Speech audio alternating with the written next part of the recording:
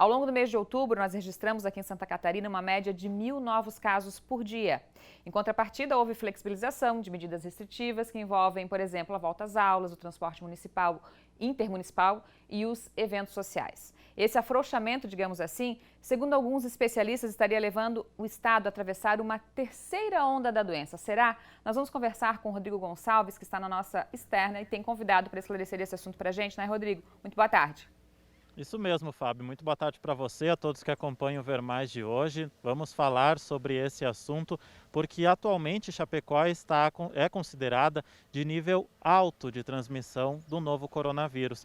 Para trazer os detalhes do que está liberado, do que pode, o que não pode, eu converso agora ao vivo com o coordenador da Vigilância Sanitária aqui de Chapecó, o Maicon Benetti. Bem-vindo ao Ver Mais.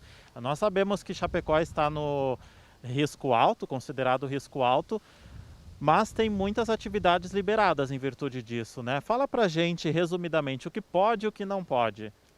Boa tarde, obrigado pelo convite.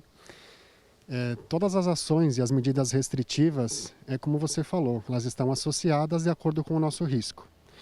Hoje, como estamos no risco alto, nós tivemos alguns benefícios e alguns afrouxamentos, como por exemplo, os hotéis puderam ter sua capacidade aumentada para 80%, as igrejas aumentaram sua capacidade para 70%. Os eventos sociais, que são as festas de aniversário, as confraternizações, as reuniões, foram para 50% da sua ocupação. E as casas noturnas e os pubs foram para 30% de sua ocupação. Falando daqueles cuidados básicos que o pessoal já sabe desde o início da pandemia, o uso da máscara aqui em Chapecó é obrigatório na rua porque é muito fácil encontrar alguém sem máscara. É penalizado quem não usa máscara? Como é que está a fiscalização, todo esse trabalho? Sim, as medidas de uso de máscara e também da aglomeração em locais públicos, elas continuam vigentes. Existe a fiscalização, sim, por parte da vigilância sanitária, por parte da guarda municipal. A polícia também tem as suas competências para fazer a fiscalização. Porém, eu concordo contigo que facilmente a gente identifica pessoas que não estão usando a máscara. Pois é, em questões agora em locais públicos, a permanência nesses locais e até mesmo para bares. A gente vê que fim de semana estão praticamente lotados, todo mundo sem máscara. Como que está esse trabalho de fiscalização e que orientação esses estabelecimentos precisam seguir? Tem capacidade máxima de pessoas? Então, os estabelecimentos que estão enquadrados como bar e restaurantes, hoje há necessidade de cumprir as medidas sanitárias, como o distanciamento de 1,5 m, utilizar a máscara e somente retirá-la quando for fazer o consumo, utilizar o álcool gel. Porém, nós também entendemos que existe a certa dificuldade das pessoas em entenderem esses propósitos e elas acabam não cumprindo de uma forma integral com as medidas sanitárias. A fiscalização continua. Fiscalização continua, nós temos um canal aberto de denúncias, inclusive para o final de semana. Gostaria de deixar o contato, caso alguém quiser formular, pelo 3319-1400 e a gente procede até o local e faz o atendimento. Maicon, vamos acompanhar agora uma pergunta da Fabiana Nascimento. Fábio. Maicon, por favor, boa tarde, né? Primeiramente, obrigada por estar conosco.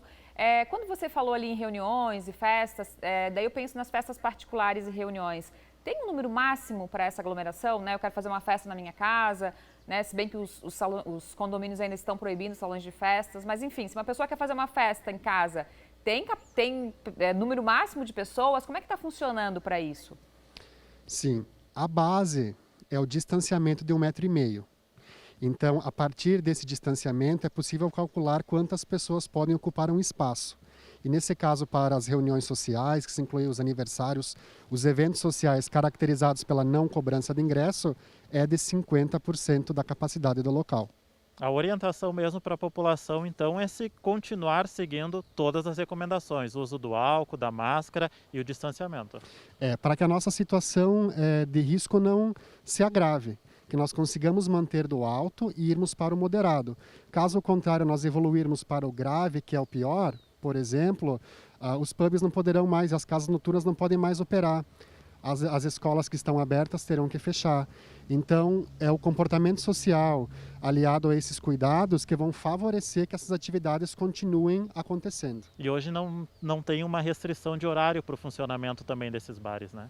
Não, nós tínhamos até quando era às 22 horas, tivemos alguns dias que foi até às 18 horas, mas infelizmente agora não temos mais. Então, os bares podem operar a partir do alvará de funcionamento. Maicon, obrigado pela participação. Segue essas orientações para a população, né, Fábio? Porque a pandemia não acabou, o vírus está aí e a gente precisa, sim, cada um fazer a sua parte. É contigo, Fábio. Obrigada, Rodrigo. Obrigada, Maicon. Eu acho isso mesmo. Cada um tem que fazer a sua parte.